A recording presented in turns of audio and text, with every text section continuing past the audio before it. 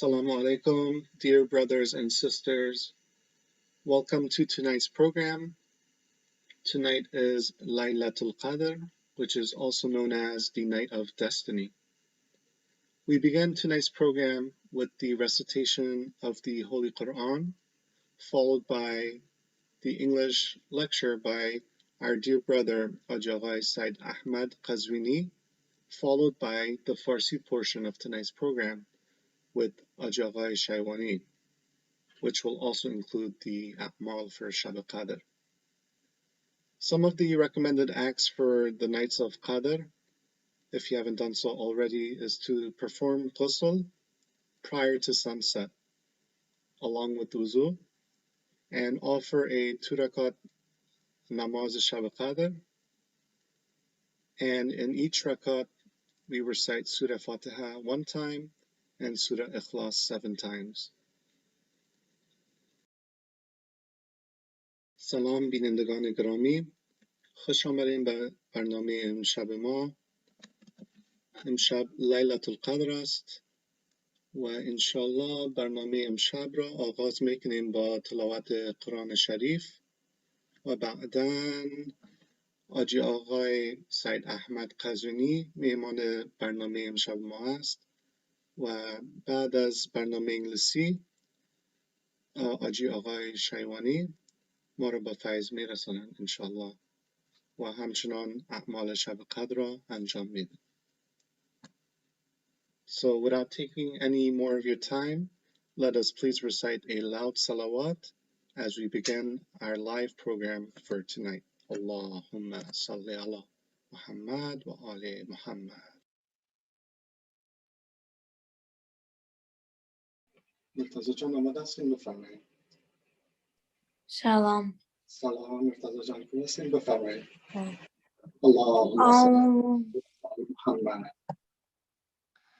أعوذ بالله من الشيطان الرجيم. بسم الله الرحمن الرحيم. إنا كل شيء خلقناه بقدر وما أمرنا إلا واحدة كلمح بالبصر ولقد أهلكنا أشياعكم فهل من مدكر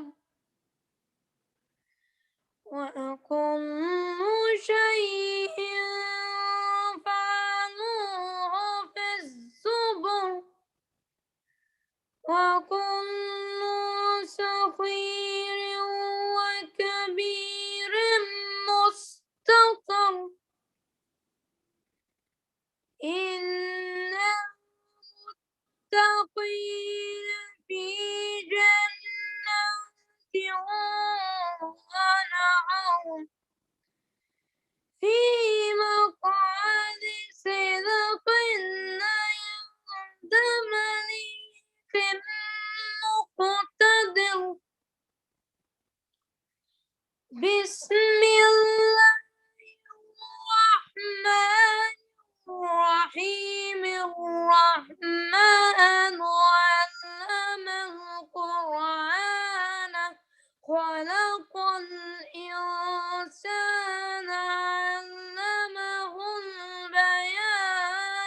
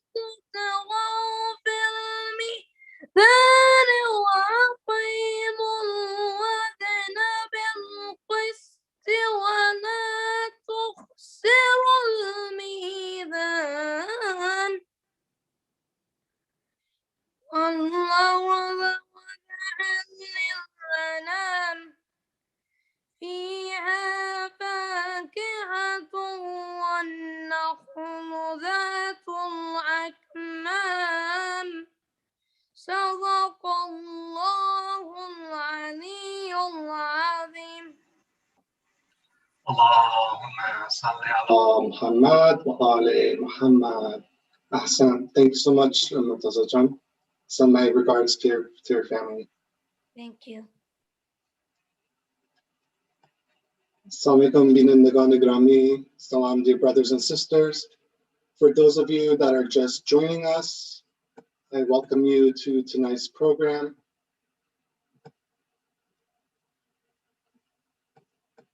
Tonight, we are honored to have our dear brother, Haji Ahmed Qazwini. So without taking any more of your time, let us please welcome him with the loudest of your salawat. Allahumma salli ala Muhammad wa ali Muhammad. Assalamu alaikum wa rahmatullah, brother, and thank you so much. بسم الله الرحمن الرحيم صلى الله عليك يا رسول الله صلى الله عليك وعلى أهل بيتك المظلومين صلى الله عليك يا مولاي يا أبا عبد الله يا ليتنا كنا معكم سادتي فنفوز فوزا عظيما. Respected brothers and sisters, Assalamu alaikum wa rahmatullahi wa barakatuh. The month of Ramadan has many spectacular traits not found in any other month throughout the year. The Holy Prophet ﷺ spoke about some of these traits and some of the beauties of the month of Ramadan in his famous sermon. He said, "Anfasukum fihi tasbih." Every time you breathe, this is one of the beauties of Ramadan, is that when we breathe, Allah Azza wa Jal counts that as tasbih. Every time you breathe, it's as if you're saying Subhanallah, Subhanallah, Subhanallah. وَنَوْمُكُمْ فِيهِ عِبَادَةً. And your sleep is counted as worship. So you just go and sleep for 7-8 hours at night. Allah Azza wa Jal counts that as worship during the month of Ramadan. I don't know any other occasion, brothers and sisters, where Allah gives us just free thawab, just like that. Just breathe and sleep. You have to do that. I mean, even if you don't believe in God, you're going to sleep and you're going to breathe. Allah Azza wa Jal has promised the believers, of course, that just sleep and breathe and I will give you thawab. Why? Because Allah wants to give us a push. He wants to encourage us that this is the season of doing good deeds, of seeking repentance, of going back to Allah. So do some good deeds. I'm already helping you. Just breathe and sleep and you're getting, so much thawab. وَعَمَلُكُمْ فِيهِ مَقْبُولٌ. And your actions will be counted and accepted by Allah Azza wa Jal. Because throughout the other months, maybe Allah is more strict. He has conditions for our acts to be accepted. But in the month of Ramadan, Allah subhanahu wa ta'ala is more lenient. وَدُعَاءُكُمْ فِيهِ مُسْتَجَابٌ. And your dua will be accepted. It will be answered in the month of Ramadan. So ask Allah for your wishes and needs. And especially during Laylatul Qadr.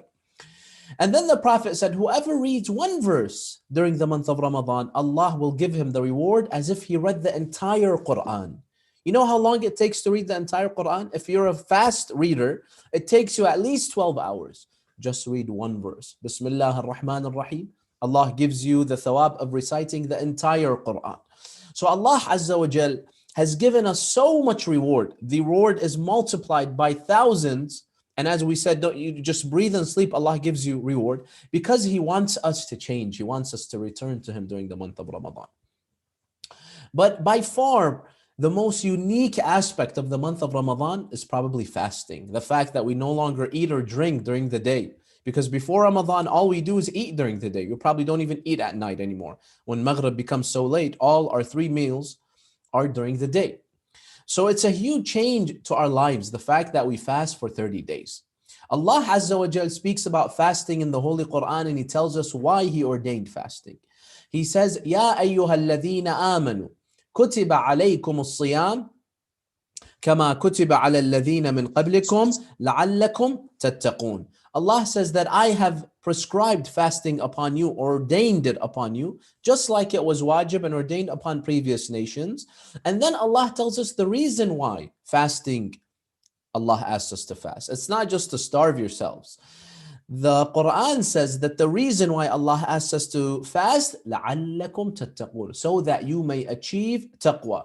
So Allah Azza wa Jal wants us to use fasting as a vehicle, as an instrument to attain taqwa. That's the real goal of fasting.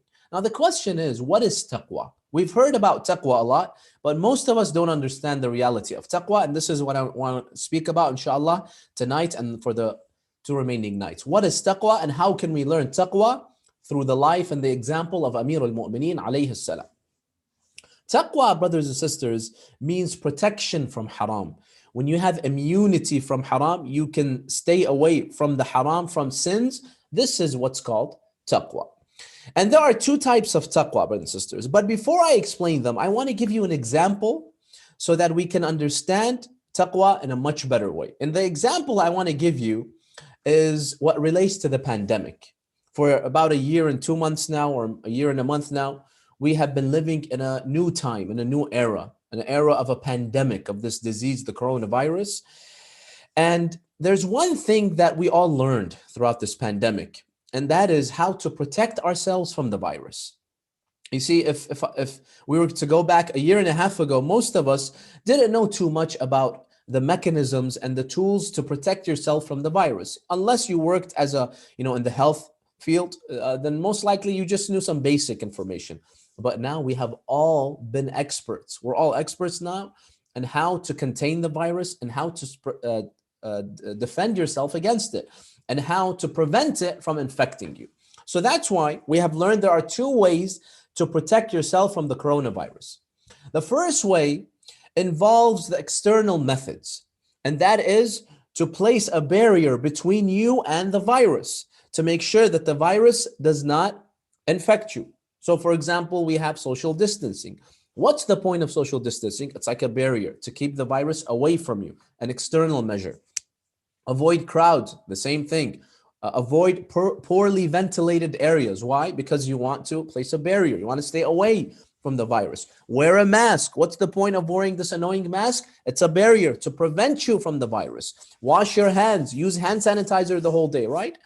We became all experts in these measures that protect us from the coronavirus. And the goal of these measures is to prevent the virus from reaching you so that your immune system does not have to fight it, right? So that your respiratory system does not have to go through the infection. So it gives you external protection. It's like a bodyguard that's protecting you. This is the first type of protection from the coronavirus. And we all know very well everything about this. And then there's a second type. The second type of protection from the coronavirus is when you yourself have strong immunity. You don't need these external measures because you rely on your immune system, the internal measures. And this includes what? This includes eating healthy food. How do you have a strong immunity? They tell you make sure your food is healthy, right? You don't eat processed food and junk food. Make sure you exercise every day, right? Vitamin D and C supplements, they make your immune system stronger. So all of these things, they give you internal protection, contrary to the first one that gives you external protection. And last but definitely not least, the best way to protect yourself is through the COVID vaccine. The COVID vaccine, it makes your immune system stronger so that it can fight against the coronavirus. Now, this second method, brothers and sisters, is superior to the first method. Why? Because the first method relies on external measures, right? You have to wear a mask. You can't go to crowds. That's why we're having this online majlis, right? Because you have to change your life through the first method. But the second method is much better because you can live your life normally if you take the COVID vaccine. You can have majalis, you can travel, you can go to dinners, you can go to parties, you can go to whatever your normal life was before COVID, then you can do that through the second way. You can live your life normally. It gives you internal protection such that even if you go in a place where there is the virus the virus is no threat to you. You don't have to run away from the virus. The first way, you're just running away from the virus the entire time. The virus will catch you one day. See, that's the problem. Even people who were very, very precautious, at the end, many of them, they caught the virus because all it takes is one time you let your guard down and the virus will attack you. So it's not enough to always rely on just external measures protecting you, because it will slip one day and infect you. You need the second type of protection, the vaccine, the good immune system, so that even if the virus came inside you, even if the virus infected you, then you yourself can defend yourself. So as we said, brothers and sisters, that's why it is a superior method. The second method is much better than the first. Now, we all understand this when it comes to protection from this physical virus called coronavirus. There's two ways to protect yourself: social distancing and the COVID vaccine. Now let's come to taqwa, brothers and sisters. We said taqwa is protection from sins. Taqwa is also protection from viruses, but a different type of virus, spiritual viruses. Because at the same time that we have physical viruses, we have spiritual viruses. And the spiritual viruses of this dunya are the sins, the temptations of the dunya. Taqwa is when you have protection from the sins. And likewise, there are two types of taqwa. The first type of taqwa is to stay away from what leads you to sins. Basically what? Social distancing. To place a barrier, a distance between you and sins. Let me give you two examples of social distancing from sins. The first example is to distance yourself. The hadith of Ahl Bayt tell us to distance yourself from friends that have bad influence upon you. Because people who surround us, my friends, they will affect us, like it or not. Even if you're the best person, even if you had the best parents and the best upbringing, but at the end of the day, all it takes is a couple of friends, or sometimes even one friend, to lead you astray, to make you deviate, right? To let you live a life of sin. You slowly sometimes begin to be influenced by your friends. You can't say that I'm immune to evil friends. I'm a good person, but I have evil friends. That's just like saying, you know what?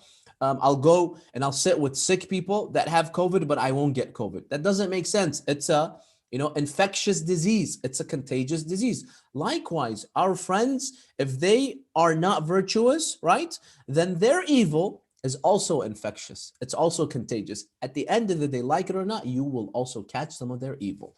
And this is exactly what Amir al-Mu'mineen alayhi salam says. He says, صُحْبَةُ الْأَشْرَارِ تَكْسِبُ الشَّرِّ كَالرِّيحِ إِذَا مَرَّتْ بِالنَّتٍ حَمِلَتْ نَتِنَا. He says, companionship with evil people results in evil. You're going to become evil as well.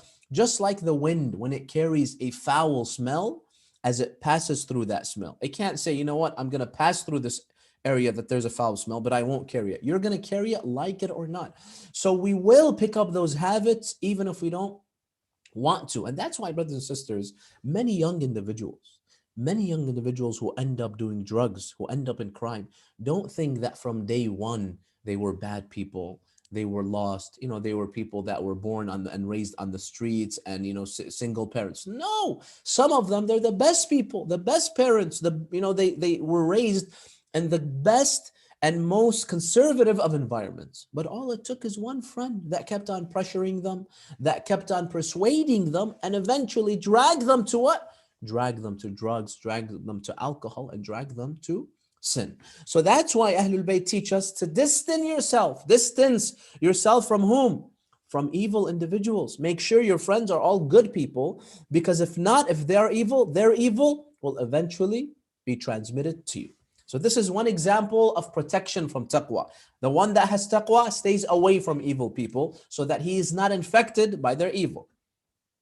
Another type of taqwa, the first, we said two types of the first. Another example of social distancing is the hadith of Ahlul Bayt alayhim salam that tell us, don't put yourself in a position that you may be easily tempted to sin. There are times when, you could easily be led to sinning. Ahlul Bayt alayhim salam say, stay away from those individuals.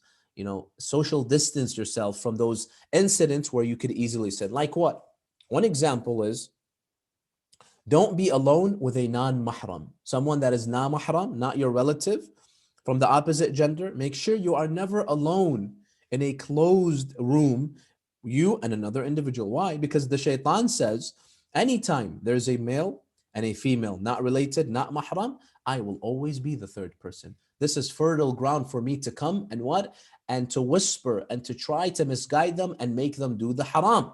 So stay away Ahlul Bayt. Now you may say, well, you know what? I'm gonna go and it's I have a my classmate. She's a girl. I want to go and study, and it's gonna be a enclosed room. We're not gonna intend on anything. You see, that's the problem. That is the whisper of the shaitan. This is how he fools us. You go with a good intention, but in the end, it leads to haram. You know how many people that ended up in haram. They did not intend on doing haram in the beginning, but it's one thing that leads to the other. First, it's a look. You look and then you like it, and then you take another look, and then it's a smile, and then you start flirting, and then you exchange numbers, and then it leads to haram. So Ahlul Bayt say to prevent yourself from haram, stay away. Don't put yourself in that situation and say, no, I can handle it. No, this is the shaitan telling you. So many people, that's what they said, but they ended up in haram. So make sure you don't get too comfortable. You go to somewhere public, go to a public cafe or in a public area, or make sure there's other people so that you don't feel comfortable, to start saying jokes, and maybe that will lead to haram. And that's why the hadith tell us the first look is for you, but the second look is against you, because the second look can lead to many. The first one could be accidental, but the second one is intentional. Why? Some people say, I have to lower my gaze because it's the look that will lead to haram. If you can't look, you're not going to know what's there. So if you just lower your gaze and you don't see what the haram, then you will prevent yourself from falling in that slippery slope of haram. So this is another example of social distancing according to Ahlul Bayt. Stay away from haram. Don't say, no, I will go. It's like exactly like those individuals that did not care about the quarantining laws and about the social distancing law during the pandemic. In the end, they caught the virus, and some of them even died. So the risk is just too great. Stay away from anywhere that you have shak, you have doubt. Now we have become so precautious, especially before the vaccine came out, that if you had doubt, even if someone did not cough, he did not sneeze, absolutely asymptomatic, but you had doubt because he came in contact with someone, he still has to isolate. You still have to be careful. You see how even in areas of doubt, we stay away from the virus? This is what taqwa is. Even when you have doubt, it may lead to haram, you stay away because this is a spiritual virus. So this is all taqwa in its first type. Social distance yourself from haram. And then there's a second type of taqwa, which is better than the first one. It's superior to the first one. The second type of taqwa is when you build your inner immunity. In the same way that we have physical immunity, your immune system, we have a spiritual immunity that protects us from haram, that keeps us away from sin, that keeps us away from the temptations of the dunya. Your willpower, your determination to resist sins, your faith, and your iman to resist the dunya. This is your vaccine against the haram. This is what protects you internally from the haram. This is much better than the first. Why? Because if you have the second type of immunity, even if the haram comes to you, you will not be tempted by it. You see the difference? The first one relies on staying away from the haram. But what's the problem? Eventually, the haram will come to you one day. It will come to your doorstep. If you don't have that internal protection and immunity from haram, you will do that haram. You will delve in the dunya and indulge yourself in the dunya because you don't have the internal immunity to protect you. So even if you are surrounded by evil people, even if you are in an environment of sin and dunya, yet you will have immunity from haram. The temptations of the dunya will pose no risk to you since you have that strong immunity to protect you from sins. But is this easy? No, brothers and sisters. This second type of taqwa is very, very difficult to find someone that has that taqwa, that ability to protect himself from haram, even when the sin is at his doorstep. That is very, very, very difficult to find. You know how you know someone is a muttaqi, has taqwa? When he is surrounded by temptation, he is able to sin, but he does not. You and I, brothers and sisters, cannot say that we are just people, because we never had the opportunity to rule. If we rule, maybe we will also be corrupt, right? We don't know. The truly just individual that has taqwa is the one that ruled, that had power, but yet he did not do haram, but yet he did not exceed the laws of Allah. That's how you know someone that's a muttaqi. And this is what Imam Ali says in a hadith. He says, عند حضور الشهوات واللذات يتبين ورع الأتقياء. He says, when you are surrounded by haram, by the dunya, but yet you stay away from it, this is how you know this one has taqwa. Let me give you the example of Prophet Yusuf alayhi salam. We all have read the story of Prophet Yusuf and what Zulaykha, the wife of that prime minister, tried to do with him. She was in love with him. She took him to the room. She closed the doors. She even took a piece of fabric and she placed it over her idol so he doesn't see. And then she told him, I want to do the haram act. Now, what prevented Yusuf from committing the haram, right? The haram came to him. Now, you can try your entire life to stay from haram, but there may be times where the haram comes to you and begs for you to do haram. If you don't have internal immunity, you will do the haram. Trust me, you will do, because what's there to protect you? The desires are strong, and you'll justify, you'll say, well, I didn't go after her. Yusuf could have said, she's the one that's killing herself over me, right?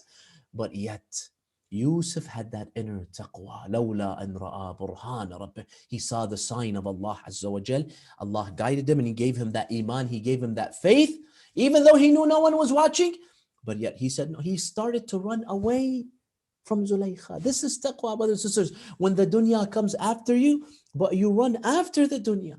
Some people, they think they have taqwa because Allah never tried them with the haram. When the haram comes to their doorsteps, they lose, they fall. I remember a brother once told me that this is a story in the Middle East. He says, I used to go to the masjid and there was a brother who would attend the salah all the time. MashaAllah, mu'min, the beard, the subha, the ring, the whole 9 yards.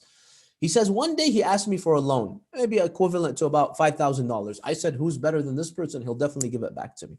He said, I gave him the money and he never showed up. He never showed up. I call him, he's blocked me. I tried to reach him, he runs away from me. He says, I realized this man was the biggest hypocrite. He wasn't a believer because look, I gave him money, but now look at what he did. He took away the money and he left. Now, this individual was not a hypocrite. This is my interpretation, brothers and sisters. This is my understanding. He only had the first type of taqwa. He would stay away from haram. But once money, dunya, came to him, he needed the second type of taqwa, internal immunity. He did not have internal immunity. He saw the dunya was sweet, this is money, and the nafs begins to fool you and the shaitan helps the nafs, and eventually he didn't. So some of us, brothers and sisters, we think we have taqwa, but because we haven't been really tried by certain tests of Allah Azza wa Jal, once that test comes, you never know. That's why they say money corrupts. What does that mean? That means even if you're clean before that, once you have money, especially lots of it, you can turn into a corrupted person. So you need that inner iman. This is what happens in many of the Middle Eastern countries. You see so much corruption in Iraq and Lebanon now, even Afghanistan. Some of these people, before they came to power, they were pious people, really. Like in Iraq, they used to, during the time of Saddam, they used to go to Hajj, they used to, go to ziyarah, mashallah, they would pray salat layl, namaz al-shab. But as soon as they came to power and they saw the millions and the billions, they forget about everything. Because money corrupts you. Because they did not have the first type of taqwa. So that's why we need the first type of taqwa in our lives, brothers and sisters. You know who the greatest example of the second type of taqwa is? Immunity from haram. An individual who saw the dunya at his fingertips, but yet he resisted it. Amir al-Mu'mineen alayhi salam. Amir al-Mu'mineen Ali ibn Abi Talib alayhi salam, the commander of the faithful, when the dunya came to him and he became the Khalifa, the king, the emperor of the largest nation maybe on earth that time. Equivalent, the Muslim nation was equivalent to 20 of today's countries in the Middle East. He was the king, he was the emperor, he was the number one individual in that country. He could do whatever he wants. When the dunya came to him, Amir al-Mu'mineen alayhi salam resisted it. Abdullah ibn Abbas, the cousin of Imam Ali, says when Imam Ali became the Khalifa, look at the taqwa of Amir al-Mu'mineen. Many people, mashallah, they're very nice before they enter government. Once they enter government, they forget about Allah and they forget about everything. But look at Amir al-Mu'mineen, how all that money and power did not change him at all, because he had that inner nur, that inner light, that inner taqwa to guide him. Ibn Abbas says, I went to meet Amir al-Mu'mineen alayhi salam. He says, I saw the Imam, he had become the Khalifa, and the Imam was sitting and fixing his shoe. So Ibn Abbas is surprised. This is the king.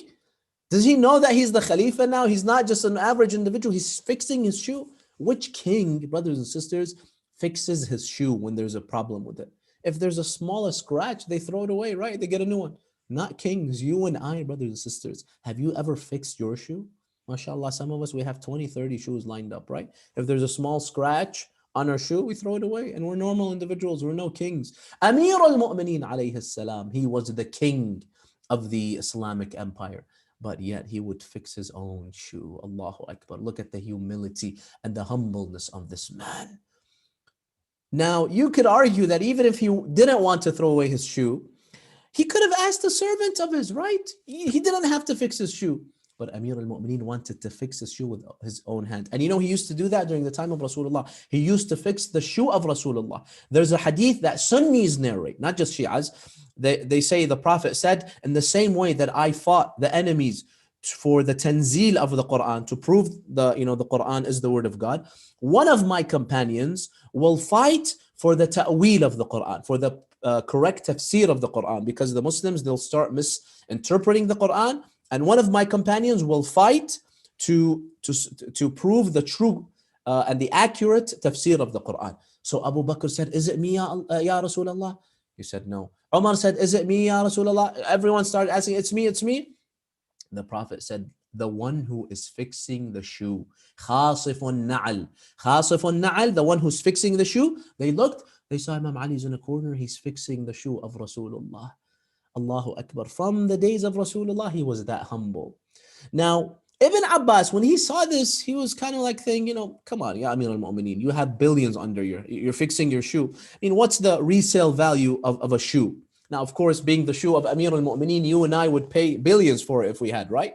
But based on then, what's the resale value of a used shoe that's torn, that's ripped? Nothing.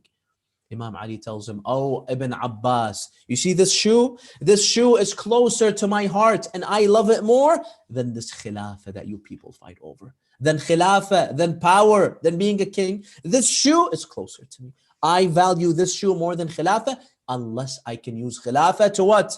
Unless to spread the truth and establish justice. This was Amir al-Mu'mineen Ali ibn Abi Talib alayhi salam. He had taqwa when he was able to rule and he had that money under him. He had that taqwa, he had that protection from haram, that nur inside him.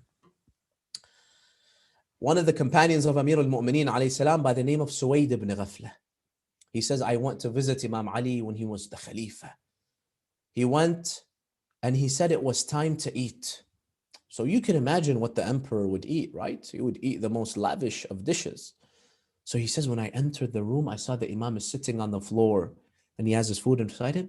He said, I saw the Imam has milk in front of him. This is his meal.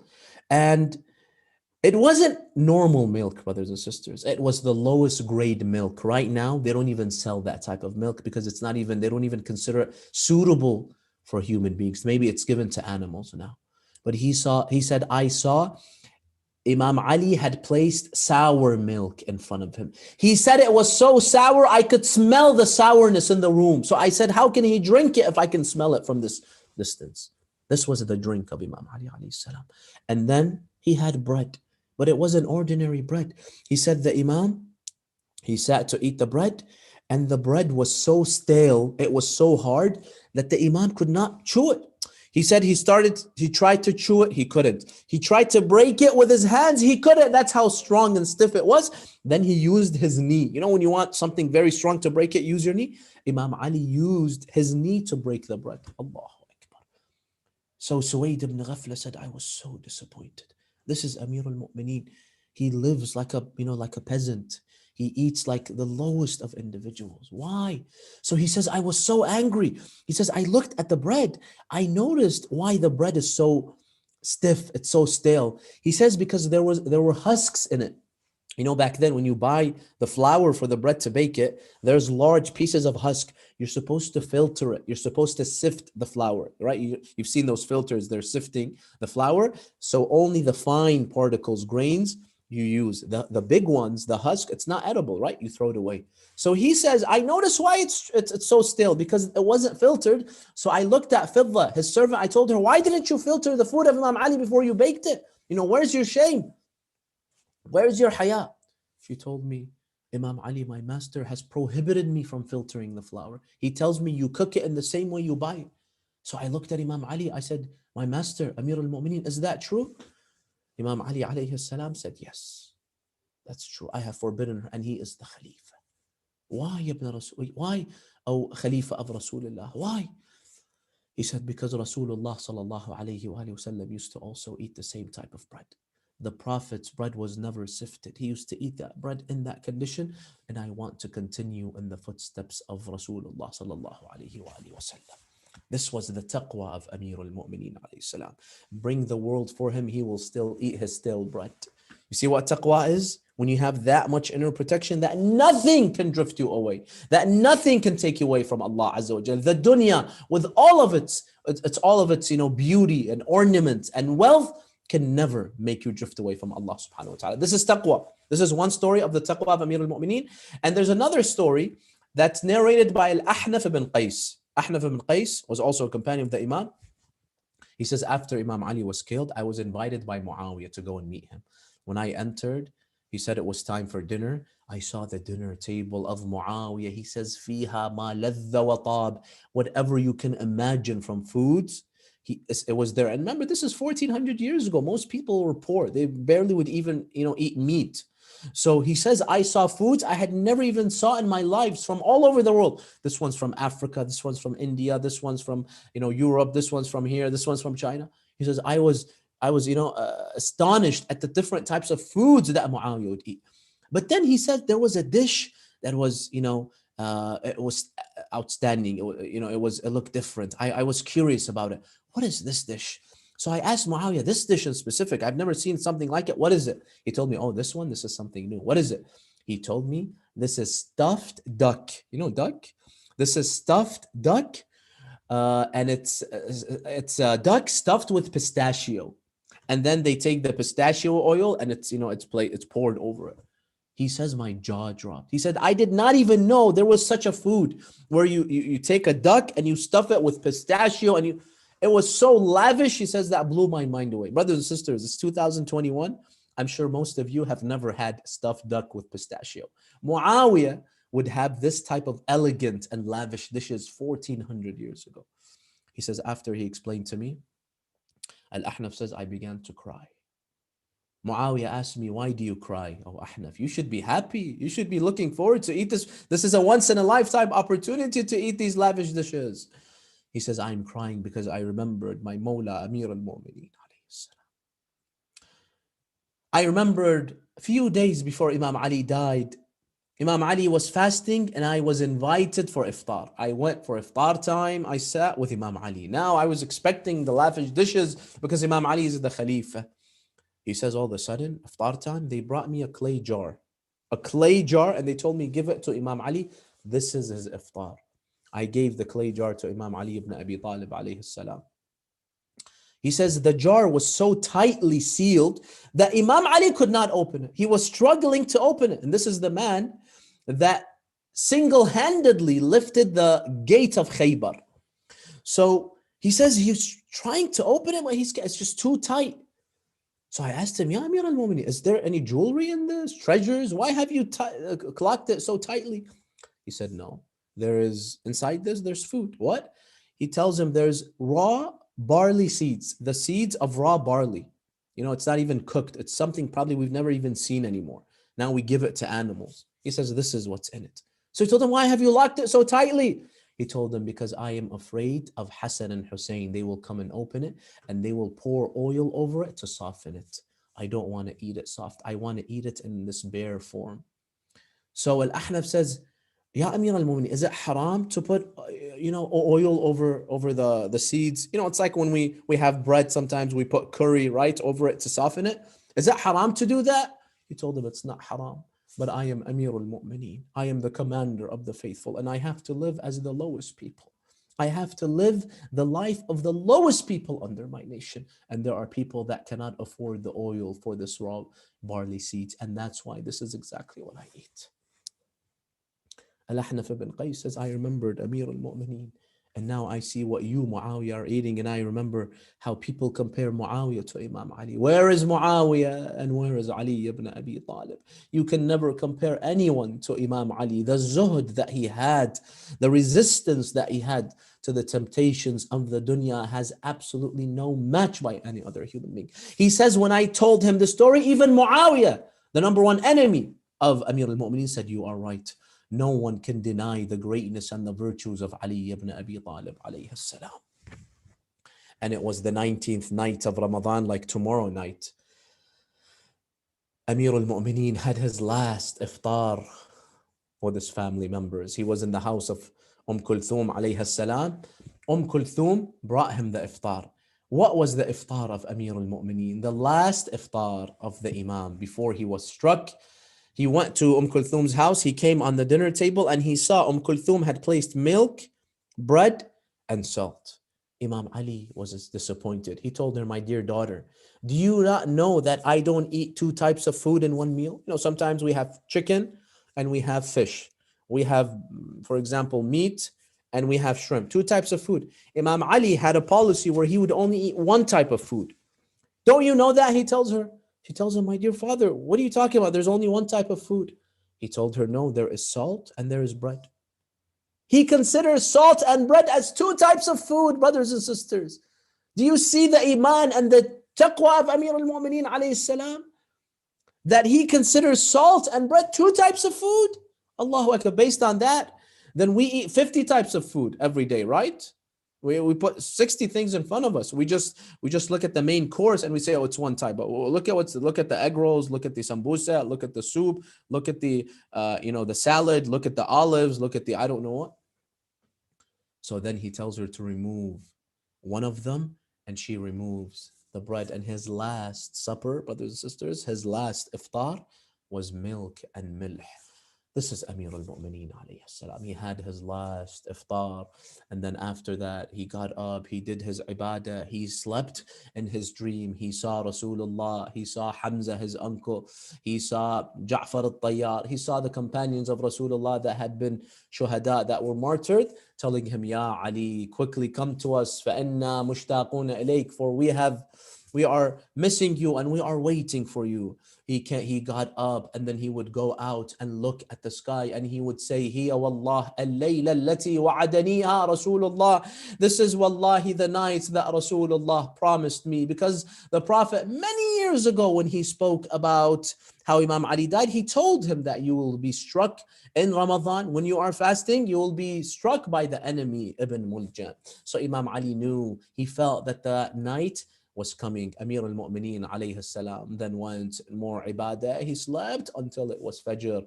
Before Fajr, he got up to go and pray in Masjid al-Kufa. He did his wudu.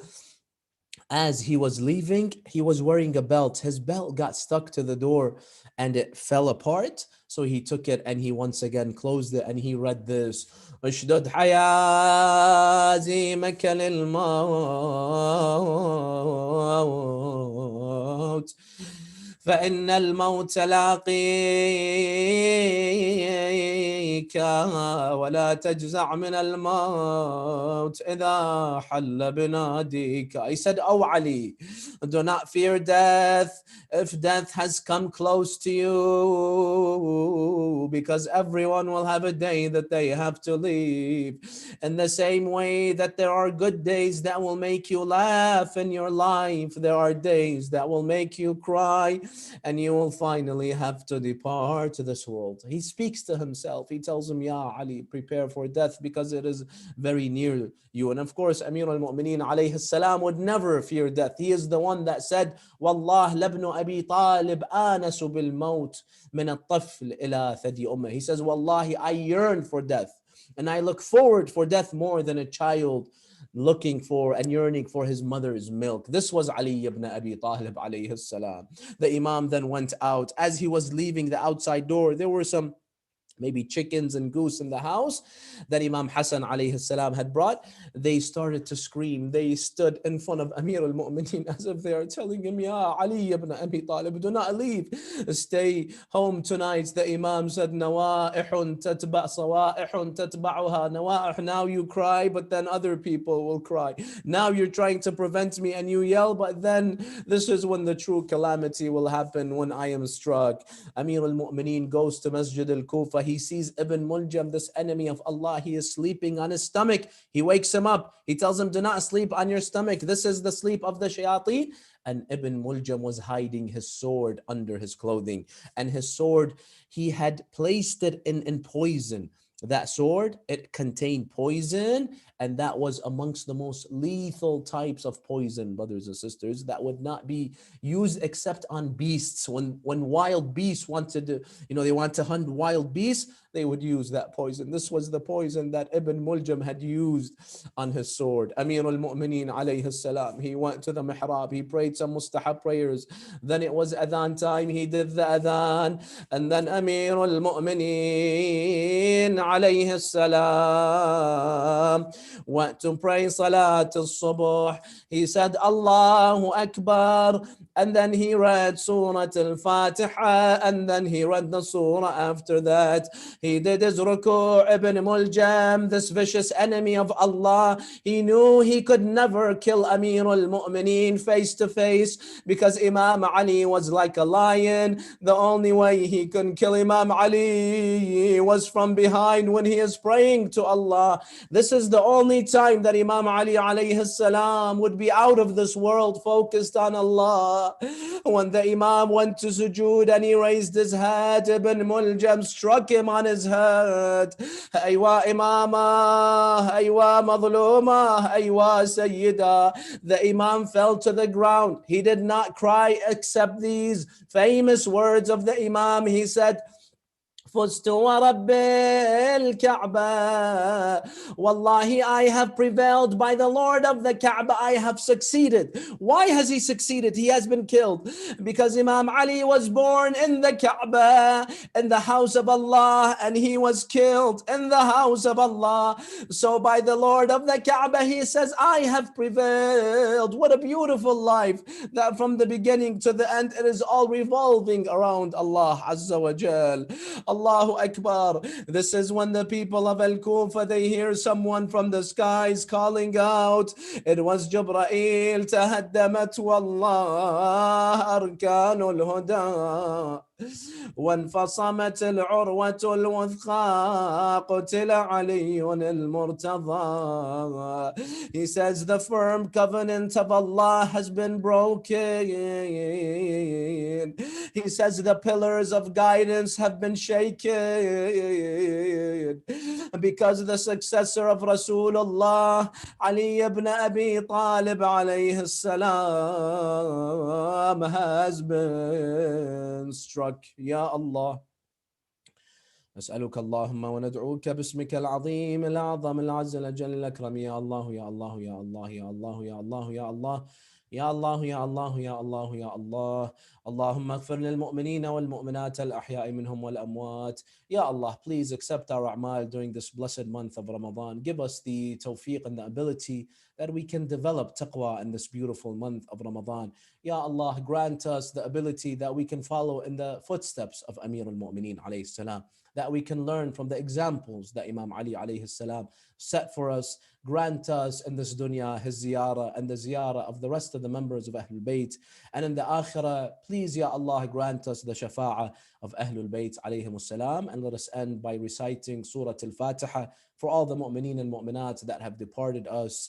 And we ask Allah to also, anyone that is sick, to cure them, inshallah. We recite Surah Al-Fatiha after a loud salawat for Muhammad and Al Muhammad. Allahumma salli ala Muhammad wa Ali Muhammad.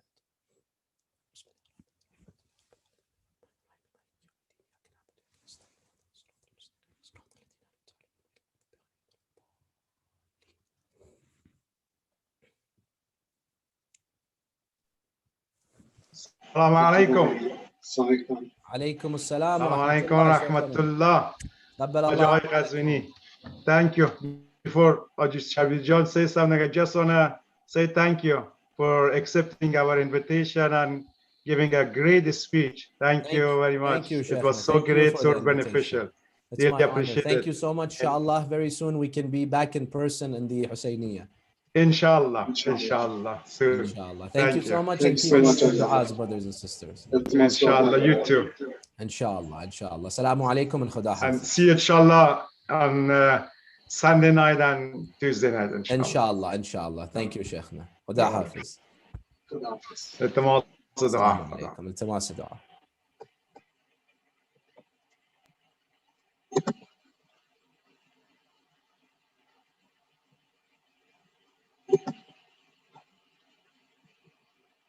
بینندگان گرامی، برنامه ما ادامه داره انشالله با فارسی، برنامه فارسی ما همراه حاجی آقای شایوانی. Our program continues with Haji Agha Shaiwany, but before we do continue, I just have a quick message here.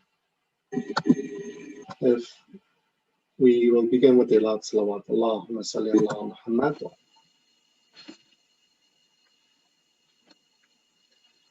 We thank our monthly members and volunteers for making our programs possible. We truly would not be able to have such programs if it were not for you. On behalf of Muhammadiyah and MEP, we sincerely thank you and pray that Allah subhanahu wa ta'ala rewards you in both this life and the hereafter. But in order to continue having programs like these and the daily Maqabla Quran Sharif we have during the holy month of Ramadan, along with the programs that we have throughout the year, we rely on contributions from viewers and members like you. So please take a moment and consider scanning the QR code on your screen with your smart device or by visiting tinyurl.com/Muhammadiyah. Every amount helps and no amount is too little or too small. بینندگان گرامی، برنامه ما نیاز با کمک شما دارد. هر مقدار کمک توانایی دارید لطفاً بفرستین به این QR کد که در پرده تلویزیون شما یا کامپیوتر شما میبینید و یا همچنان میتوانید با این لینک tinyurl.com/Muhammadiyah بفرستین. یک جهان سپاس و التماس دعا داریم. و همچنان امشب برنامه ما بعد از برنامه فارسی ما امشب دعای جوشن کبیر را تلاوت میخوانیم ساعت 11:30 بجه نیویورک. Dear brothers and sisters, after our main program, we will continue with our annual late night program, reciting Dua Jawshan Kabir, starting at 11:30 p.m. Eastern. So without taking any more of your time, let us please recite a loud salawat for the well-being of all our mu'mineen and mu'minat. Allahumma salli ala Muhammad wa ali Muhammad. سلام بازم آقای شایوانی، خوب هستین؟ بفرمایید. سلام علیکم حاج شبیر جان، شما خوب هستید؟ انشالله قبول باشه طاعات عبادات شما، زحمت‌های شما، عزیزان MEP که واقعا در این طول بیشتر از 1 سال زحمت کشیدین برنامه‌های دینی و اسلامی را در غیر رمضان مخصوصا در ماه مبارک رمضان پارسال و امسال را اندازی کردین. You did a great job. I really appreciate it. تشکر. Thank you که بسیار زحمت کشیدین for your hard work. خدا انشالله که اجر خیر. زنده باشین. تشکر جواب. هر وقتی که شما آماده هستین بفرمایید. بله ما آماده هستیم. شما چیز تشکر جواب. اللهم صل على محمد وعلى محمد. أعوذ بالله من الشيطان الرجيم. بسم الله الرحمن الرحيم. ولا حول ولا قوة إلا بالله العلي العظيم. رب اشرح لي صدري ويسر لي أمري واحلل عقدة من لساني يفقهوا قولي. الحمد لله رب العالمين. الصلاة والسلام على سيدنا ونبينا أبو القاسم مصطفى محمد صلى الله عليه وآله الطيبين الطاهرين المعصومين، سيما بقية الله في السماوات والأراضين الحجة ابن الحسن روحی و ارواح العالمین له الفدا و عجل الله تعالی فرجه الشریف. اما بعد قال الله تبارک و تعالی فی کتابه الکریم و مبرم الفرقان العظیم بسم الله الرحمن الرحیم حامیم والکتاب المبین انا انزلناه فی لیلة مبارکه انا کنا منذرین.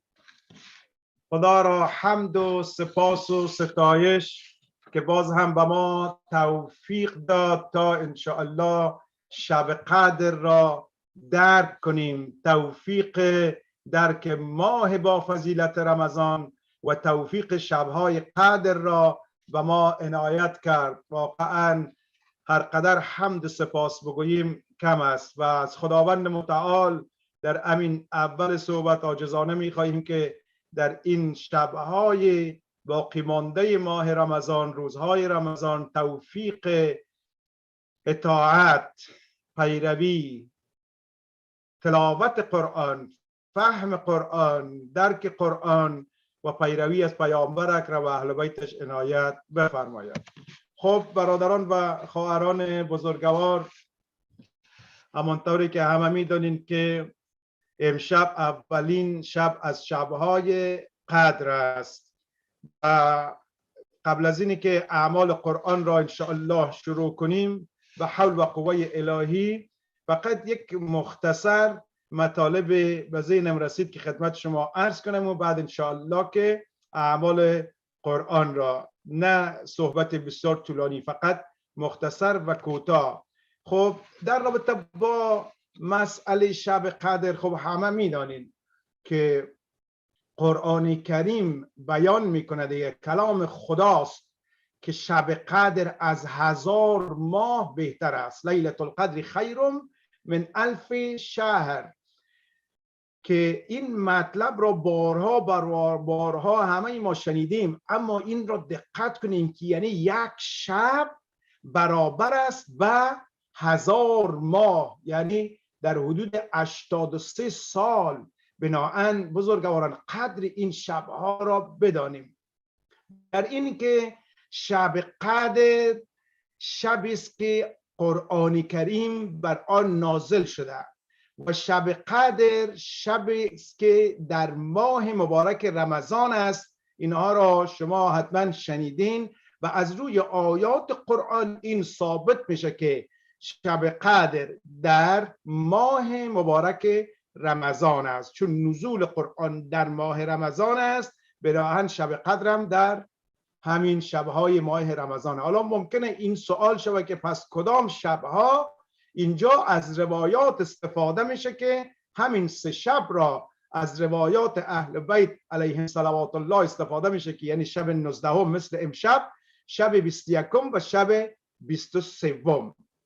که خب مهمترین اتفاقی که در شب قدر میفته چیست؟ نزول کلام خدا قرآن کریم.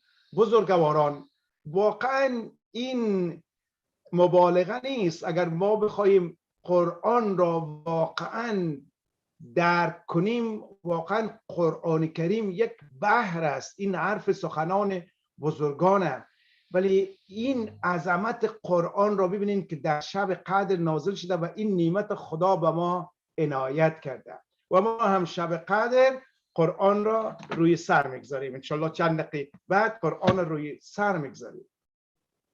میخوایم اینجا یک مطلبی را اصطلاح موشنامت خودمانی خدمت شما عرض کنم. اول خودم را میگم. خب ما که قرآن را روی سر میگذاریم، قرآن کریم کامل ترین کتاب در جهان هستی است، زیباترین، با فضیلت ترین، فصیح ترین. دیگه ما کتاب بهتر از قرآن نداریم و نخواهیم داشت. پس و این قرآن کریم فقط برای اموات نیست، برای فاتحه نیست. در امروز در خطبه های نماز جمعه هم عرض کردم قرآن کتاب انسان ساز است. قرآن کریم کتاب است که به ما درس میده چگونه زندگی کردن را در رابطه با همه مسائل زندگی ما. قرآن کریم برنامه دارم ببینین به عنوان مثال فقط یک آیه از قرآن کریم را امشب به عنوان نمونه خدمت شما عرض میکنم. از این اقیانوس بیکران یک قطره خدمت شما در این شبهای قدر، در این شب اول قدر که شبهای قدر شب نزول قرآن است خدمت شما عرض کنم. خداوند تبارک و تعالی در آیه 57 سوره مبارکه یونس 4 صفت از اوصاف قرآن کریم را بیان میکنه که این خودش یک مطلب بسیار مهمه که خب ما این قرآنی که ما میخوانیم باش انس داریم و واقعا این جای شکر است که الحمدلله این برنامه زوم که ما هر روز داریم، برنامه تلاوت قرآن را این عزیزان خود شما فرزندان شما ماشاءالله چی جمعیت بزرگ الحمدلله سهم میگیرن میآین برای تلاوت قرآن. خب این تلاوت یکی از وظایف ما، ولی وظیفه مهمتر فهم قرآنه. ببینید قرآن کریم چی میگه در این صفاتی که در این آیه شریفه آمده. خدای تبارک و تعالی میفرماید یا ایها الناس، خطاب به همه بشر است، قد جاءتکم موعظة من ربکم، ای بشر ای انسان ها. از همین یک استفاده میبریم که قرآن کریم برای مردم خاص نیست، قرآن کریم برای فرقه محدود نیست، برای فقط عرب ها نیست، برای مردم آن زمان عربستان نیست، بلکه قرآن کریم برای همه انسان ها در همه زمان هاست. حالا این قرآن چی داره با خودش؟ خدای تبارک و تعالی میگه که این قرآن این صفات را داره. اول قد جاءتکم موعظة من ربکم، این قرآن موعظه است. موعظه در فارسی یعنی پند، اندرز. مثل که یک انسان سال خورده، یک پدر بزرگی که اگر نواسای خود جمع کنه برای زینا یک پند و اندرز و نصیحت کنه که این کار را نکنین، این کار را بکنین، خب اینها با تمام وجود میشنون. وقتی با ما شما یک عالم، یک دانشمندی که میدونیم 100% این یک عالم فریخته دلسوز است، با ما یک چیز بگویه با دل جان قبول میکنیم. از اون بالاتر اگر یک امام و ما حرف بزنه، خب میگیم امام حجت خداست، باید حرفش رو گوش کنیم. از اون بالاتر اگر پیغمبر بگوید. حالا خدای تبارک و تعالی این خالق جهان هستی برای ما کلامش را فرستاده و میگه در این کلام موعظه است، نصیحت است، پند است، اندرز است. به این مواضع قرآن شما گوش جان بسپارین. وقتی شما از فتن، از مصیبت ها، از گرفتاری ها نجات پیدا میکنین، اون زمانی که شما با قرآن انس بگیرین و به قرآن کریم عمل کنین. ببینین ما یکی تفسیر قرآن داریم، یکی تدبر. تدبر یعنی انسان را متحول میسازه. ببینین در قرآن کریم اونهایی که داستانهایی که ما داریم که اینها یک تحولی در وجودشان ایجاد شد، مثل فضیل ایاز و امثالهم، اینها به خاطر شنیدن آیات قرآن. حتی امروز ببینید که یک عده که کنورت میکنن، اینها میاین مشرف میشن، مستبصر میشن، میاین به دین اسلام قبول میکنن، به خاطر میگن ما به خاطر خواندن و دقت در آیات قرآن کریم. قرآن کریم موعظه است. یکی از مهمترین مواعظ قرآن برادران و خواهران در رابطه با مبارزه علیه هوای نفس ماست که ما مبادا با این هواهای نفس خود را همینطور بگذاریم و حرفش را گوش کنیم و به آن عمل کنیم. ببینین در قرآن کریم شاید در هیچ سوره از اول قرآن تا آخرش در هیچ سوره نداره که خدای تبارک و تعالی در بعض روایت 7 تا در بعض روایات میگه 11 قسم یاد کرده. خب این قسم اهمیت موضوع بعد از قسم را بیان میکنه. بعد از در سوره مبارکه شمس بعد از 7 یا 11 قسم میگه فالهمها فجورها و تقواها قد افلح من زکاها. این هوای نفس در وجود همه شما هست، همانطوری که تقوا هست هوای نفس هم هست که در رابطه با تقوا چی زیبا آقای قزوینی بیان فرمودن. همین برادران و خواهران که یکی از مهمترین مواعظ قرآن اینه که ما با هوای نفس مبارزه کنیم. این یک. دوم میفرماید و شفاء لما فی الصدور، این قرآن شفاست، شفای جسمی و روحی شما، مخصوصا شفای امراض روحی شماست. یعنی بدین معنا که خب شفای جسمی اگر انسانی یک تکلیفی داره، یک سردردی، یک به اصطلاح مرض شکر قندی اینها، خب میره پیش دکتر دوا میگیره، انشالله شفا پیدا میکنه. خدا انشالله به حق قرآن عظیم الشان و پیامبر اکرم و اهل بیتش همه مریضان را در این شبهای با عظمت شفا عنایت بفرماید. خب این شفای جسمی خب دکتر داره، دوا داره، راه چاره داره، اما شفای روحی چی؟ امراض روحی که خیلی هم خطرناکتر است از امراض جسمی، مثل حسد، کبر، بخل، کینه، حرص، اینها رو چگونه ما تداوی کنیم؟ راه تداوی اینها چیست؟ خدا میگه با قرآن و شفاء لما فی الصدور و ننزل من القرآن ما هو شفاء و رحمت للمؤمنین. قرآن کریم شفای روحی شماست. یعنی واقعا اگر کسی قرآن را با دقت بخونه و بر آیات قرآن تدبر کنه، این امراض روحیش از بین میره. به عنوان مثال وقتی انسان سوره مبارکه یوسف را میخونه، میدونه که برادران یوسف دلیلی که یوسف را در چاه انداختن چی بود؟ حسد. پس باید با این حسد مبارزه کرد. شیطان چرا از درگاه خدا رانده شد؟ به خاطر کبر. پس این کبر را باید از خود دور کرد. اینه که قرآن شفاه امراض روحی ماست و هدی و رحمت للمؤمنین. خیلی میخوام مختصر و خلاصه عرض کنم که اعمال قرآن را هم انجام میدیم و برنامه‌های انشالله دعای جوشن را هم انشالله بعداً خواهیم خواند. بنابراین نمیخواهم خیلی صحبت طولانی شود. پس این قرآن ام موعظه است، ام شفاست، ام رحمت است و هم هدایت. که حالا انشالله در رابطه با موضوع رحمت و هدایت انشالله اگر زنده بودم در شبهای بعد خدمت شما عرض میکنم. اجماعاً صلوات بلند عنایت بفرمایید. اللهم صل علی محمد و آل محمد و عجل فرجهم.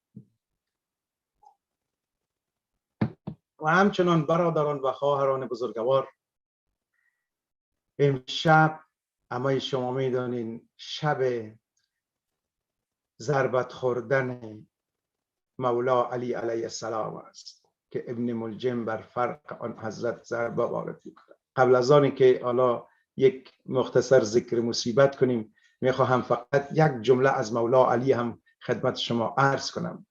امروز در نماز جمعه اون وصیت آخر آن حضرت را یک قسمتش را عرض کردم، فقط یک فقریشم امشب خدمت شما عرض میکنم، اونی که امروز نگفتم. مولا علی علیه السلام میفرمایند الله الله فی جهاد به اموالکم و انفسکم و السنتکم فی سبیل الله. یعنی خدا را در نظر داشته باشید، خدا را در نظر داشته باشین و با جان و مالتان در راه خدا جهاد کنید. خب ما یک جهاد انفس داریم که اون هم دو رقم است. یکی اینه که در میدان مبارزه است، یک کم اینه که با هوای نفس باید مبارزه. یک جهاد هم با مال داریم. یعنی بزرگواران، عزیزان، خواهران و برادران، با عنوان یک مسئولیت، یک وظیفه، یک برادر کوچیک شما عرض میکنم، خودم و همه ما، که یکی از وظایف همه ما اینه حفظ دین، حفظ برنامه ها و پروگرام های دینی.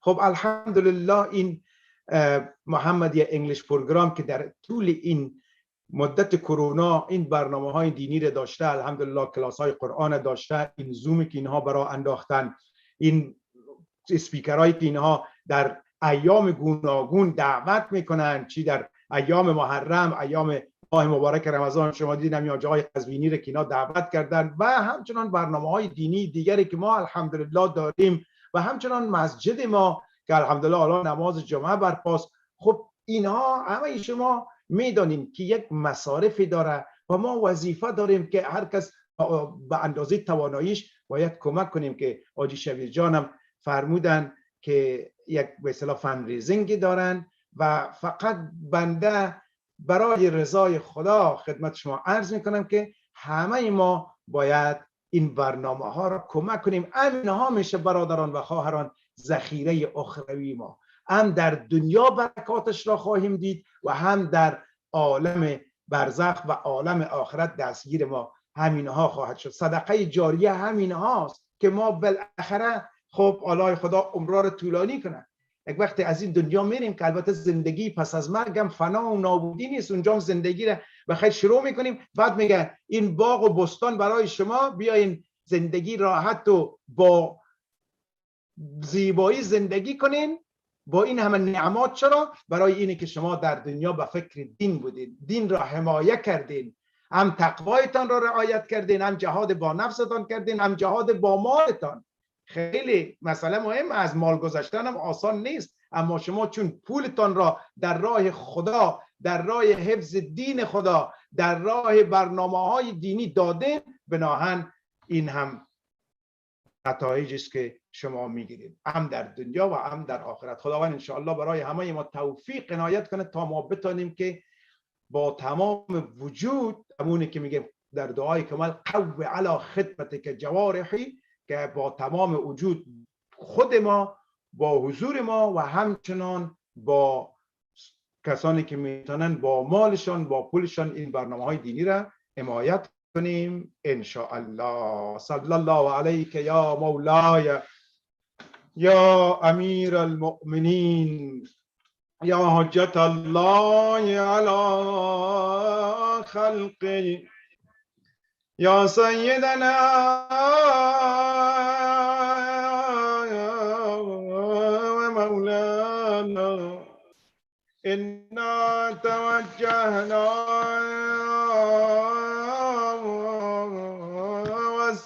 واستشفعنا وتوسلنا بك إلى الله وقدرناك بين يدي حاجاتنا.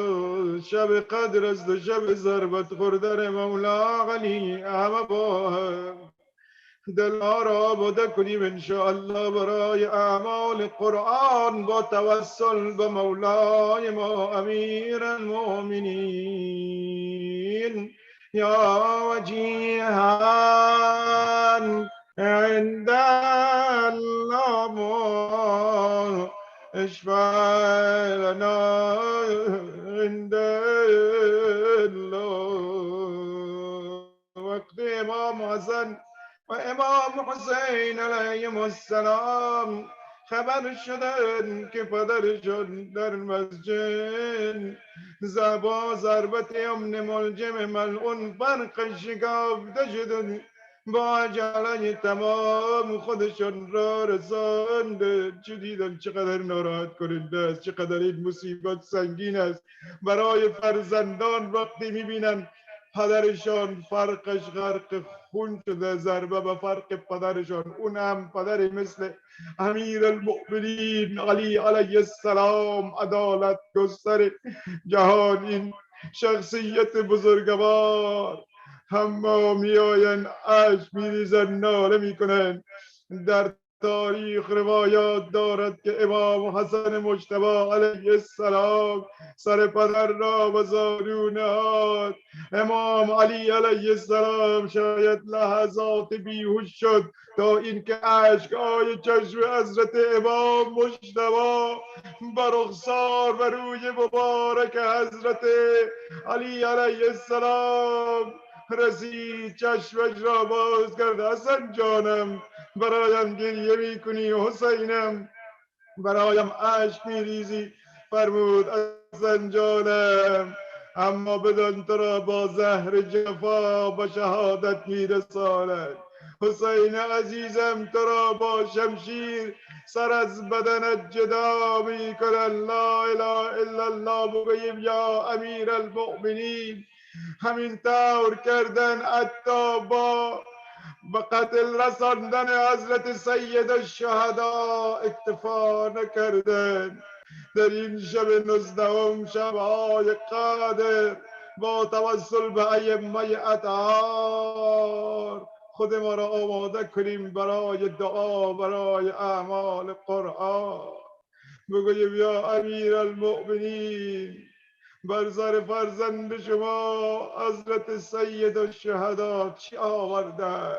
نه تنها سر از بدنش جدا کرده که بلکه بدن نازنینش را زیر سم ستورات صلی الله علیه یا ابا عبدالله، بدن نازنین سید الشهدا بدون غسل کفن روی ریگ‌های کربلا اگر کشتن چرا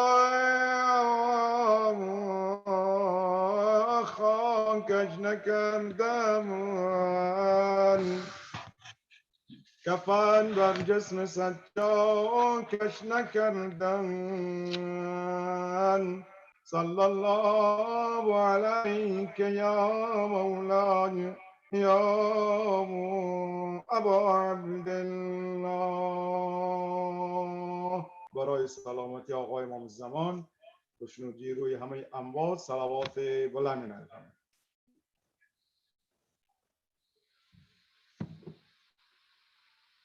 انشاءالله آماده میشیم برای اعمال شب قدر. خب تا اینی که انشاءالله آماده شویم و همه یک قرآن شریف انشاءالله با خودتان داشته باشین، قرآن شریف را پیش رویتان باز کنین.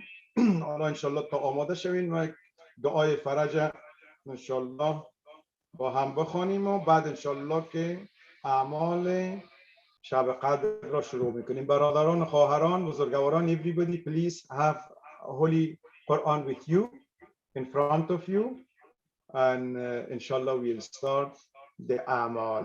همگی انشاءالله آماده شوند برای داشتن قرآن شریف. تا اینی که آماده میشین، این شبها خیلی تاکید شده که برای سلامتی آقای امام زمان علیه السلام همه انشاءالله دعا کنیم. بسم الله الرحمن الرحیم.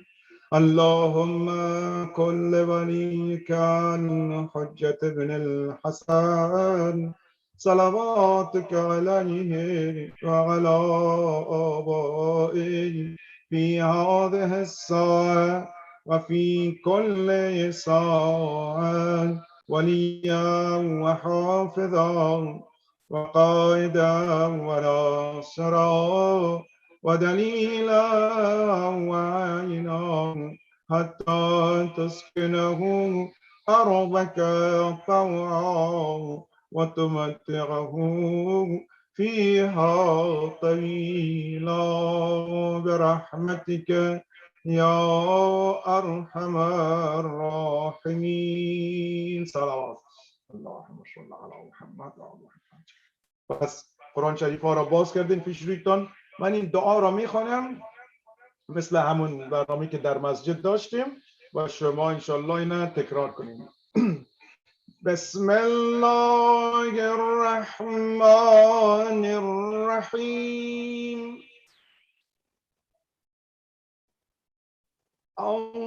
اللهم إني أسألك بكتابك المنزل وما فيه وفي اسمك الأكبر وأسماؤك الحسنى وما يخاف ويرجى أن تجعلني من عتقائك من النار. حالا هر حاجتی که داری از خدا بخوا انشاءالله. به حق این قرآن برآورده میشه. خودتان چند لحظه ای با خدا راز و نیاز کنین، از خدا بخواهید. فرج آقا مولای و یادتون نره خدایا.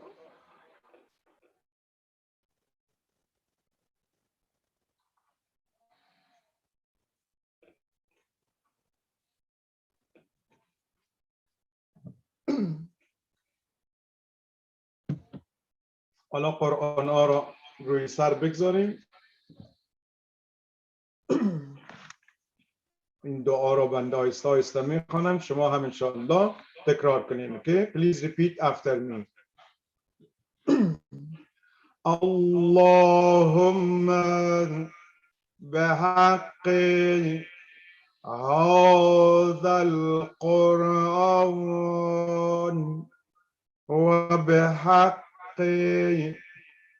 من أرسلته به وبحق كل مؤمن مدحته فيه وبحق عليهم فلا أحد أعرف بحقك من.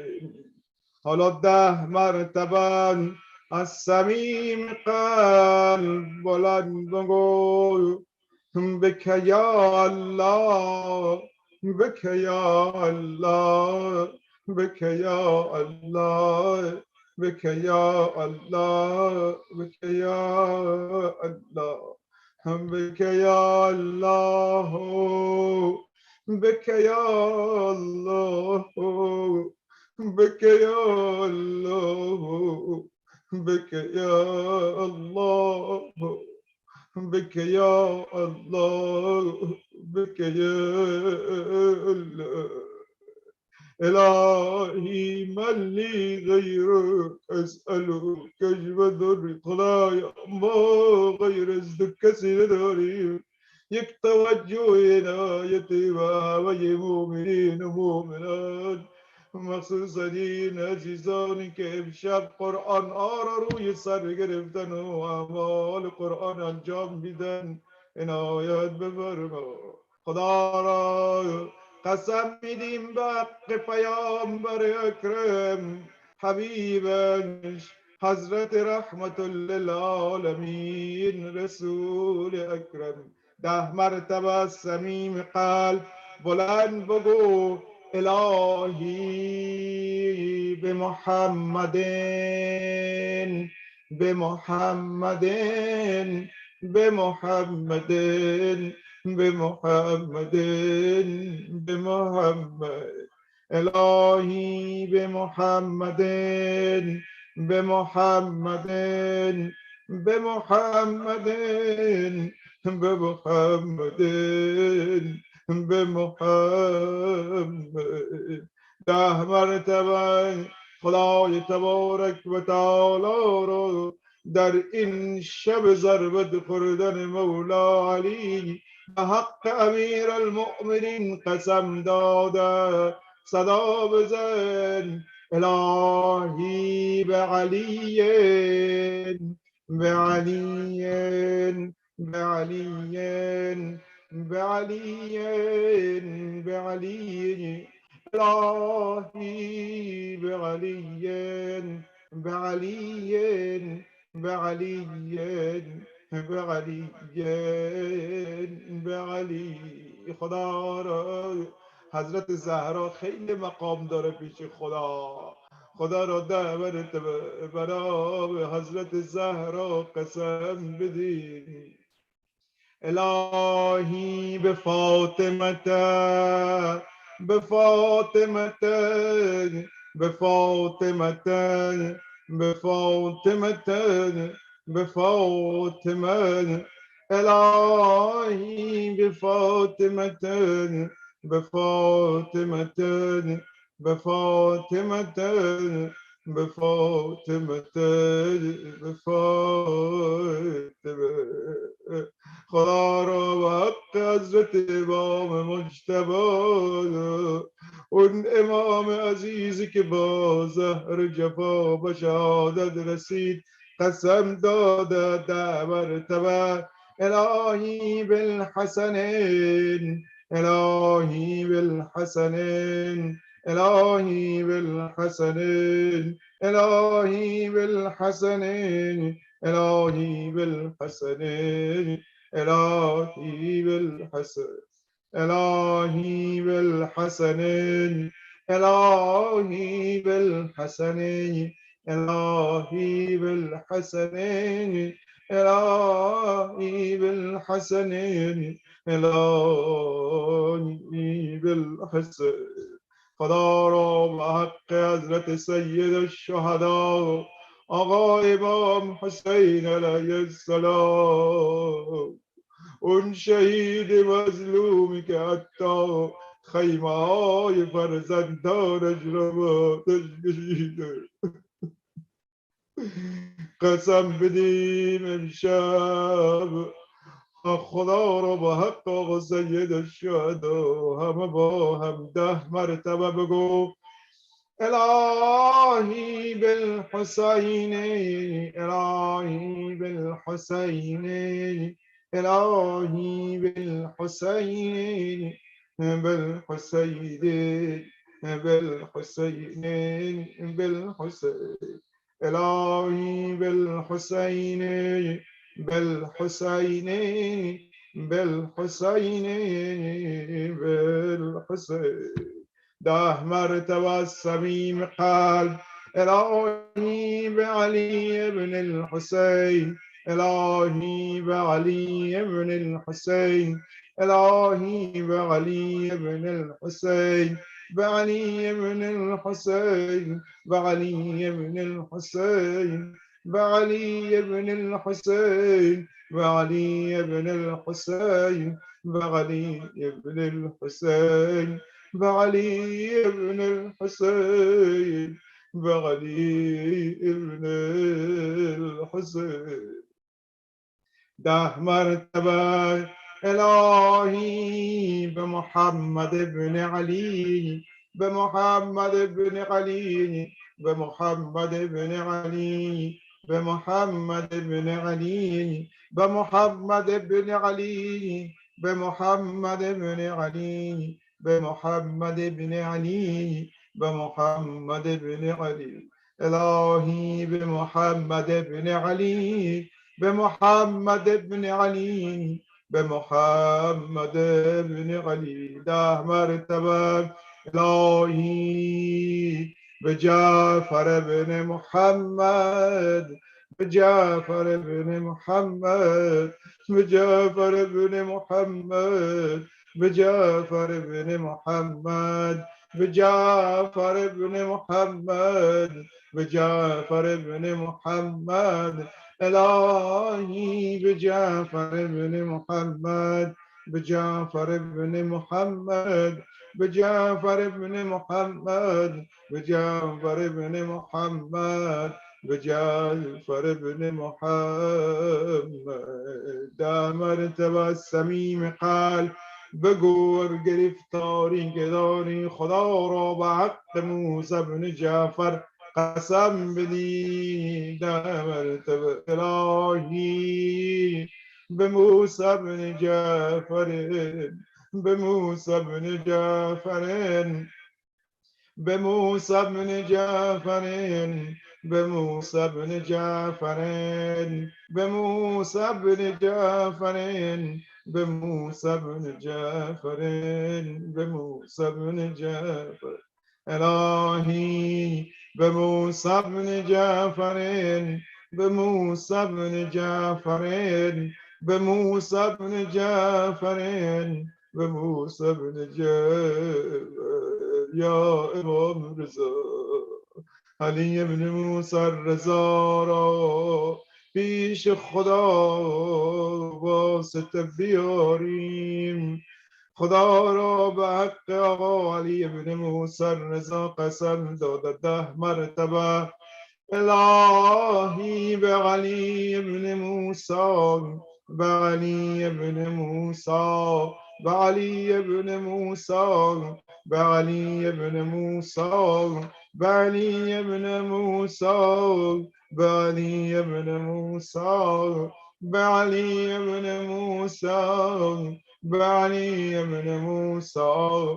به علی ابن موسی بعلي ابن موسى بعلي ابن موسى بعلي ابن موسى الرضا 10 مرتبه بقو إلهي بمحمد ابن علي بمحمد ابن علي بمحمد ابن علي بمحمد ابن علي بمحمد ابن علي إلهي بمحمد ابن علي بمحمد ابن علي بمحمد ابن علي بمحمد ابن علي بمحمد ابن علي 10 مرتبه خدا را به حق امام حسن عسکری علیه السلام به حق امام علی ابن محمد امام عادی قسم داد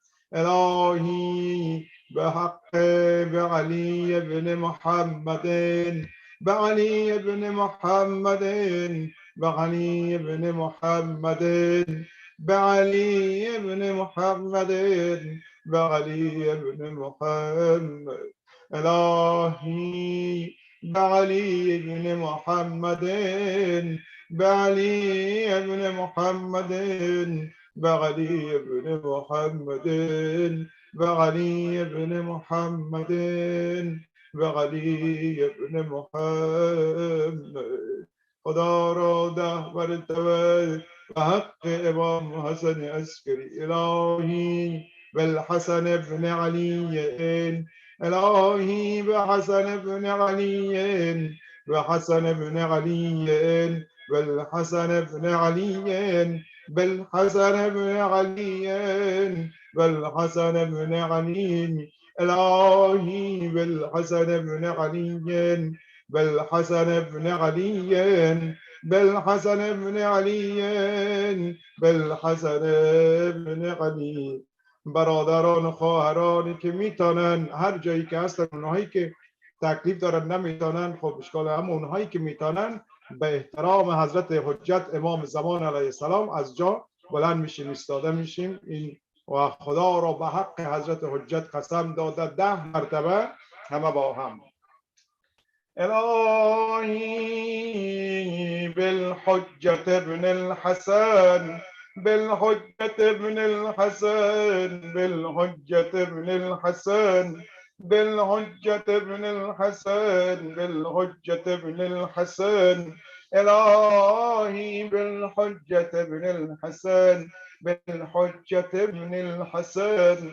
بالحجة ابن الحسن بالحجة ابن الحسن بالحجة ابن الحسن الان خدا را 14 نور مقدس را اسامیشان را بردیم ایمان داریم یقین داریم که اینها پیش خدا خیلی مقام دارن اما اینها در راه حفظ دین خدا به شهادت رسیدن هر حاجتی که داری چند دقیقه خودتان با خدا راز نیاز کنین قاضی الحاجات خداست خدا الله جل جلاله از خود خدا بخواهیم که خدا قاضی الحاجات است دست حاجت چه بری پیش خداوندی بر که کریم است و رحیم است و غفور است و ودود حالا خودش رو از خدا بخواهیم انشاءالله که برآورده میشه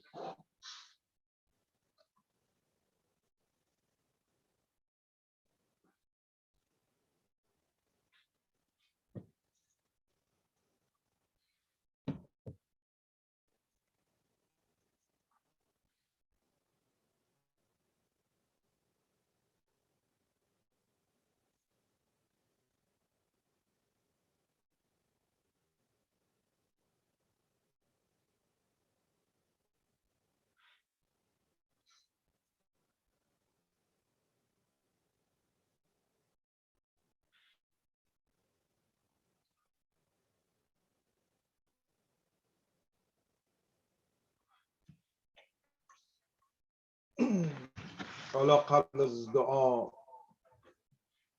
باز هم خدا را یاد کنیم 5 مرتبه بگوین یا ارحم الراحمین یا ارحم الراحمین یا ارحم الراحمین یا ارحم الراحمین یا ارحم الراحمین 5 مرتبه یا غیاث المستغیثی یا غیاث المستغیثی. ای خدایی که به فریاد اونایی که فریاد رس نداره و به فریادشان میرسی. یا غیاث المستغیثی یا غیاث المستغیثی یا غیاث المستغیثی. برادران خواهران شب قدر است.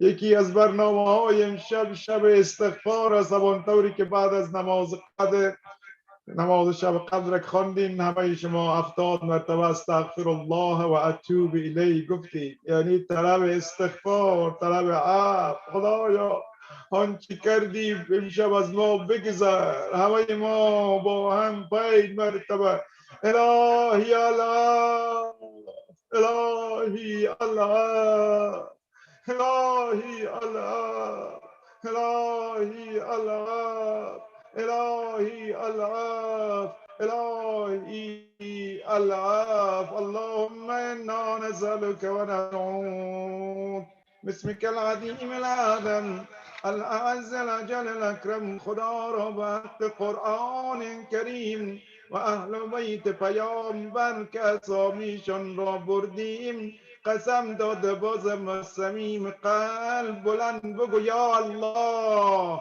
یا الله یا الله یا الله یا الله یا الله یا الله یا الله یا الله یا الله یا الله یا الله یا الله یا حمید به حق محمد یا عالی به حق علی یا فاطر به حق فاطمه یا محسن به حق الحسن و یا قدیم الاحسان به حق الحسين والأئمة المعصومين من ذریة الحسين علیهم السلام. خدایا پروردگارا عمده دعای ما این است عدالت گستر جهان حضرت مهدی موعود امام زمان ما را برسان. خدایا پروردگارا چشمهای ما با جمال مولای ما روشن و منور بگردان. قلب آقا امام زمان از ما راضی و خوشنود بگردان. خدایا پروردگارا در این شبهای قدر دعای آقا امام زمان را شامل حال ما بگردان. خدایا پروردگارا امام زمان را به سلامت بدار. هر جا که هست او را از گزند حوادث حفظ بگردان. خدایا پروردگارا در این شب 19 همه اموات گذشتگان، پدران، مادران، حقداران، استاد ما حضرت آیت الله جاهای ساجدی، حاج خانمشان، همه آنهایی که در راه دین و قرآن و مکتب اهل بیت خدمت کردند. خدایا پروردگارا مخصوصا اموات این برادران و خواهرانی که در این برنامه‌های دینی و قرآنی شرکت می‌کنند همه‌شان را از ساحه غریق رحمت خیش بگردان. خدایا پروردگارا مریضان مسلمین، مریضان منظور، آنهایی که التماس دعا کردند، خدایا پروردگارا هرچی زودتر به حق عظمت قرآن و اهل بیت پیامبر شفای عاجل و کامل عنایت بفرما. خدایا پروردگار عاجزانه است و می‌خواهیم در این باقی مانده ماه مبارک رمضان توفیق روزه گرفتن، توفیق تلاوت قرآن، فهم قرآن، عمل به قرآن، توفیق پیروی از پیامبر اکرم و اهل بیتش برای خود ما، اولادهای ما، نسلهای آینده ما عنایت بفرما. خدایا پروردگارا هر کسی که در راه دین و قرآن و مکتب اهل بیت به هر نوعی جانن، مالن، درهمن خدمت میکنن، این عزیزان MEP که واقعا در این طول مشکل کرونا بیشتر از 1 سال اینا زحمت کشیدن، خدمت کردن، خدایا پروردگارا خیر و برکت، عافیت و سلامتی برای همهشان عنایت بفرما. خدایا پروردگارا اونایی هم که در این فندریزینگ شرکت میکنن، کمک میکنن در این برنامه‌های دینی محمدی انگلیش پروگرام، خدایا پروردگارا خیر و برکت در بزنس هایشان، برکت در زندگیشان، خیر و عنایت بفرما. خدایا پروردگارا حسن عاقبت برای خود ما، فرزندان ما عنایت بفرما. خدایا پروردگارا همین امشب و شبهای باقی مانده ماه رمضان و مخصوصا شبهای قدر را توفیق قدردانی از این شبها را برای ما عنایت بفرما. پروردگارا آنچه گفتیم و فراموش کردیم، واقف و ضمیر دلها توی برادران و خواهران حتما همه حاجت دارند، حاجات مشروع همه برآورده به خیر بگردان. خدایا پروردگارا یک امنیت آرامش کامل در سراسر جهان، کشورهای اسلامی، کشور عزیز ما افغانستان عنایت بفرما. خدایا پروردگار آنهایی که در مشکل کرونا گرفتار هستند هر چه زودتر این مشکل را از سراسر جهان، از اونهایی که مریض هستند خدایا پروردگار رفع بگردان و اون دکترین و نرس هایی که خدمت میکنن زحمت میکشن بر توفیقاتشان بیفزای. و حرمت سورة المبارکة الفاتحه مع الاخلاص و الصلوات. اللهم صل علی محمد و آل محمد و عجل فرجهم. خداوند انشالله از همه قبول کنه. اما طوری که اعلان کردن حاجی شبی جان هم فرمودن، خداوند حاجی شبی جان و همه این تیم محمد انگلیش پروگرام رو خیر و برکت و عافیت و سلامتی عنایت بفرماید که واقعا خیلی زحمت میکشن. حاجی شبی جان خیلی زحمت کشیدن، خدا همه اینها را از بلاها حفظ کنه. فرمودن که انشالله ما یک بریک میگیریم، بعدش همونطور حاجی شبی جان بعد انشالله که شب دیگه اگر نتونین انشالله خیر دیگه نخوابین، یک پیاله چای نوش جان کنین، بعد دوباره برگردین که دیگه باز دعای جوشن است و انشالله که بعدم شاید دعای افتتاح و دعای زیارت عاشورا اینا رو اگر دیگه حالا حوصله داشتیم انشالله که میخوانیم. و یکی از برنامه‌هایم که امشب هست شب‌های قدر، شب‌های زیارتی آقا سید الشهدا است. یادمون نره که انشالله سلام با آقا سید الشهدا هم بدیم. حالا انشالله که فکر میکنم برنامه زیارت عاشورا رو امشب داریم، درست آقا؟ انشالله اگر وقت بود اگر بله، نه که همون سلامی هم با آقا سید الشهدا همه میدیم. خداوند به همه شما توفیق عنایت بفرماید. سلامتی آقا امام زمان، سلامتی خودتان، خوشنودی روی هموار، صلوات بلند نکنید. اللهم صل علی محمد و آل محمد و عجل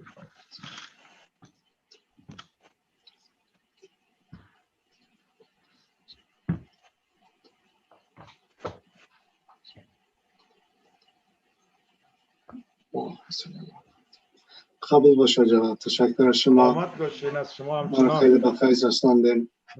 خسته نباشین. قرآن قبول ببخشید اگه سر صدام صحیح نبود چون خدا قبول خیلی کنه ان شاء الله. تشکر از شما.